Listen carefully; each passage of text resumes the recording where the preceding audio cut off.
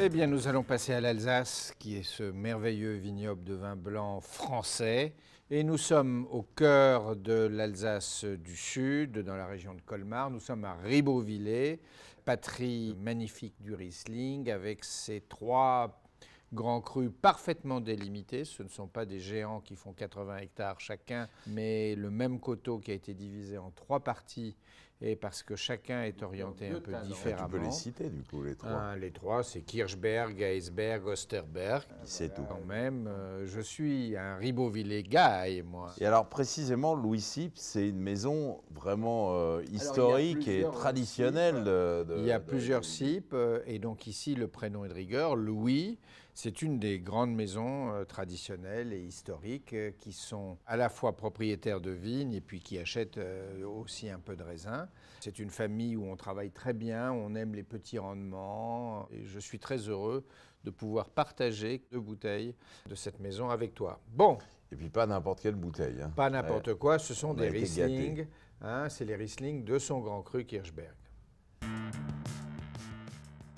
Le Riesling, c'est quand même un très grand cépage. Le Kirchberg, qui est sur ces sols argilo-calcaires, ce fameux Muschelkalk de Ribeauvillé, et qui donne un côté légèrement pierre à fusil, très minéral du vin, eh bien ça apparaît merveilleusement avec ce 2018, hein, dont le nez est parfait. C'est ça, en fait, le Riesling, Riesling, c'est un grand cépage d'élégance et de délicatesse, voilà. Mais en même temps de force. Ça a beaucoup de tension, beaucoup de longueur, voilà. Mais c'est tout en délicatesse, tout en force. Et il y a une concentration, parce qu'ici il y a des petits rendements.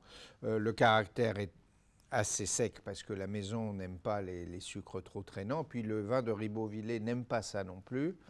Et alors quand on parle de Riesling, on caricature parfois un peu les arômes en disant ça pétrole, etc. Il y a des petites nuances comme ça, mais surtout il y a un côté floral, un côté d'agrumes très très fin,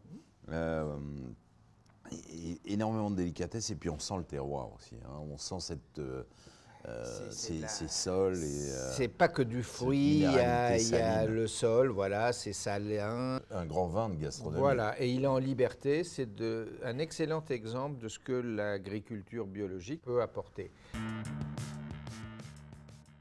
Quelque chose de très rare, qui disparaît un peu de nos tables et qui pourtant a fait la force de nos grands vins français et de nos grands vins alsaciens, c'est la capacité de vieillir merveilleusement. C'est un 1971, ça fait combien, 29 et 49 ans? Je me souviens de toi en 1971, tu avais les cheveux comme ça là, c'était sa grande période Woodstock, mais ça... Donc on est presque un demi-siècle, et on voit la couleur qui est magnifique. Ce qui est absolument dingue, c'est que c'est pas du tout un témoignage, c'est un grand vin. Un grand vin de plaisir et de race et d'intelligence. Hein. Là on a vraiment l'intelligence du terroir. Tu parlais tout à l'heure de ces grands crus. Voilà, les grands crus, c'est pas pour rien qu'on les a créés, enfin en tout cas certains. Et les grands crus de Ribeauvillé pour les Riesling.